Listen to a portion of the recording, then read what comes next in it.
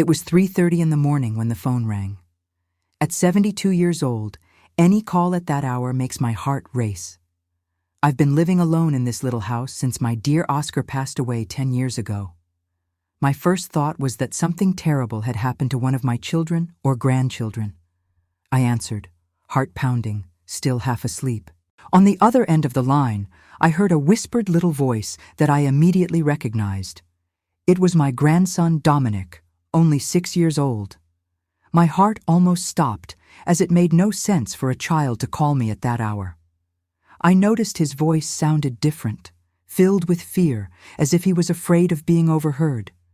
He begged me not to sign the papers that were on the kitchen table and pleaded with me to promise him I wouldn't. He spoke so softly, almost in a whisper, and even so, I could hear Beatrice, my daughter-in-law, talking to someone in the background. Dominic continued, explaining that his parents were saying awful things about me, and that, according to them, if I signed those papers, I would be gone forever. His words left me speechless, but what broke my heart the most was hearing him confess that he didn't want me to go, and that he loved me very much. My mind was in turmoil. What papers? There had been nothing on my kitchen table when I went to bed. I tried to calm Dominic, telling him it was okay and that I loved him too, but the call dropped. I stayed there holding the phone, 1,000 thoughts racing through my mind. My son Thomas had been home the day before with Beatrice and the boys. He said he wanted to talk about family matters, but we ended up just having coffee and chatting about the grandchildren. I slowly got out of bed, my aching knees protesting. I walked to the kitchen, turning on the lights along the way. And there it was, a manila folder on the table, filled with various organized documents. How had they gotten there? Thomas must have left them when he went out. He has always had the house keys, ever since he helped take care of me after last year's surgery. I picked up the papers. There were so many documents, full of legal terms I barely understood. But some words jumped out at me. Property transfer, power of attorney, nursing home. I was completely shocked. I began to understand why my little grandson's voice had sounded so terrified. Thomas wanted me to sign over my house to him. There were also documents for admission to a senior care facility. Everything was ready, just waiting for my signature. If Dominic hadn't called, I probably would have signed everything in the morning, blindly trusting my eldest son. I sat down in the kitchen chair, still holding the documents, trying to process what I was reading. I carefully read each document, even with my tired eyes. The power of attorney was broad, giving Thomas full control over my assets. The house transfer was in his and Beatrice's names. And worst of all, the nursing home papers indicated that I would be admitted as someone with mental issues, incapable of taking care of myself. How did he get these documents? How could a son do this to his own mother? I've always been an independent woman, taking care of my home, tending my garden, preparing my own meals. Sure, sometimes I forget where I left my glasses or get confused about dates, but what 72-year-old doesn't? I've never needed help with anything important. I remembered strange conversations from recent months. Thomas always asking about my savings, suggesting that I should let someone manage my finances. Beatrice making comments about how this house was too big for just one person, implying it would be better if I lived somewhere with assistance. I thought it was care, family concern. Now I understood why Dominic was scared. That innocent child must have overheard his parents talking about their plans. Maybe he even heard them celebrating, thinking they would soon have Grandma's house and money. The courage of that 6-year-old moved me and made me proud. He risked being discovered to protect me. How could Thomas want to take all of this away from me? Here are the roots of our family. Here are my most precious treasures. The next day, I woke up very early and went to my neighbor Grace's house. She always wakes up early to take care of the chickens and has known Thomas since he was a child. She's someone I've always been able to trust. I told her everything I had discovered. Grace said she had already been suspicious, revealing that the day before she had seen Thomas talking to a man in a suit near my house, looking like they were plotting something. She also mentioned that Beatrice had been asking several neighbors about the value of the houses on our street. Grace told me that there were even more strange things happening. Thomas had been seen at the neighborhood notary's office several times in the past few weeks, always carrying a folder full of documents. Beatrice had mentioned to the other women at the market that she would soon have a bigger house, that she could finally give her children a better life. I began to put the pieces of the puzzle together. Thomas had always been the most ambitious child, unlike my other two children, Richard and Eliza, who lived simple but honest lives. Since he was a teenager, Thomas had dreamed of easy money, always finding schemes to make more. Oscar used to worry about this greed for wealth in our eldest son. In recent years, I noticed that Thomas seemed to be having financial difficulties. His accounting business was struggling, and Beatrice constantly complained about the expenses for the children. But I never imagined they could go so far as to try to have me institutionalized just to take my house. I decided to call my daughter Eliza, who lived in a distant neighborhood. Eliza was horrified when I told her about the documents. She had always suspected her older brother's intentions, especially after he began insisting that I make a will. Eliza said that Thomas had called her some time ago, asking about my mental health.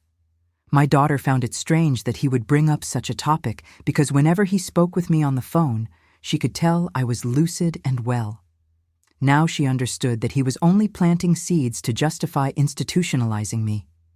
Eliza explained that we needed to act quickly. These documents had probably been prepared with the help of a corrupt lawyer, and if I signed them, it would be very difficult to reverse. She said she would take the first bus to come see me and that I shouldn't speak to Thomas until she arrived. While I waited, I kept thinking about Dominic. That brave little boy had saved me from a terrible betrayal. But how did he know what the papers meant? 6-year-olds don't understand legal matters. Then I remembered. Dominic had always been a very clever child, and Thomas has the terrible habit of talking about business in front of his children, assuming they don't understand. Most likely, Dominic overheard a conversation between his parents about putting me in a nursing home and taking my house. His childlike innocence made him realize it was wrong, even without fully understanding. He knew that if I signed the papers, I would be sent away, and in the purity of his heart, he didn't want to lose the grandmother he loved so much. Around 8 in the morning, I heard the familiar sound of Thomas's car parking. My heart raced. He had arrived early, probably eager to get my signature on the documents. I put the papers in a drawer and tried to act normal, having my breakfast as I always did. Thomas came into the house with a smile that now seemed fake to me, greeting me and asking if I had slept well. He said he had brought fresh pancakes from my favorite bakery. He was being overly kind, something he hadn't done in months.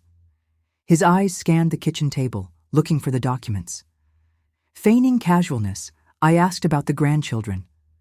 Thomas seemed nervous, constantly glancing at the empty table.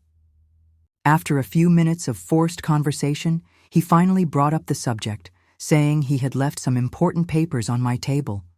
According to him, they were family matters that we needed to resolve quickly, things for my own good and safety.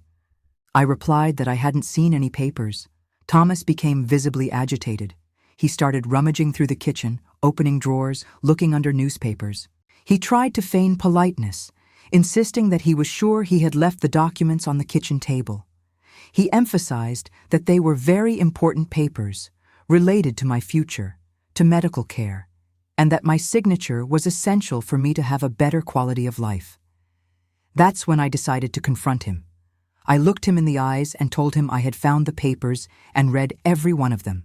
I asked how he could want to put me in a nursing home and take my house, reminding him that I was his mother, that I had raised him, given him love, and sacrificed everything for him and his siblings. The instant my words left my mouth, Thomas's face changed completely. The fake concern vanished, and in front of me appeared a cold expression I had never seen before. He said I didn't understand, that the house was too big for me, and that I was getting old and feeble. He said it was all for my own good, that in the nursing home I would have medical care and the company of other people my age. I knew he was lying, My mind was perfectly clear. I only forget small things, normal for my age. Thomas continued trying to convince me, saying that he and Beatrice would take better care of my money, that I was vulnerable to scams. But I saw the greed in his eyes. Thomas tried one last time. He said the documents were ready and that it would be better for everyone if I simply signed, that Eliza and Richard agreed with everything, but I knew he was lying about my other children. Eliza arrived at that moment, opening the door with her spare key. The relief I felt was immense. Thomas was surprised and uncomfortable with his sister's unexpected arrival. From that moment on, I knew I would have protection against my own son's schemes. Eliza took control of the situation with the courage I've always admired in her. She confronted Thomas directly, demanding explanations about the fraudulent documents. My eldest son tried to justify his actions, claiming he was concerned about me, but his words sounded hollow in the face of the evidence. The confrontation was intense and painful. Eliza discovered that Thomas had forged false medical reports suggesting that I had advanced dementia. He had bribed a corrupt doctor to sign the necessary documents for my forced institutionalization. The whole scheme had been in the works for months. Beatrice arrived shortly afterward with the children. When she realized everything had been uncovered, she broke down in tears. She confessed that the idea had been hers from the beginning. They were in debt, on the verge of losing their own home due to missed payments. Selling my property would have been their financial salvation. Eliza decided it was best for Thomas and Beatrice to leave the house so we could figure out what to do. Before leaving, Thomas looked at me with a mix of shame and anger. I know deep down he realized he had made a terrible mistake, but his pride kept him from apologizing. My little grandson Dominic refused to go with his parents. Eliza suggested that he stay with me for a few days until things calmed down. Beatrice agreed, perhaps feeling it was the least she could do after the betrayal. In the following days, Eliza helped me around the house. We changed all the locks and retrieved the keys Thomas had. Dominic became my constant companion. He helped in the garden and listened to my stories about his grandfather, Oscar. His presence brought light into my home. Through him, I rediscovered the joy of being a grandmother. A month after that day, Thomas came to visit me. He apologized, admitting that he had been driven by greed and desperation. He said he wanted to regain my trust and the love of the family. Forgiveness didn't come immediately. Wounds that deep take time to heal. But Dominic, with the innocent wisdom of a child, taught me that families can heal when there is true love. I still live in my home, tending my garden, welcoming visits from my grandchildren who truly love me. And every night, before I go to sleep, I thank God for the brave little grandson who saved me with a simple phone call in the middle of the night.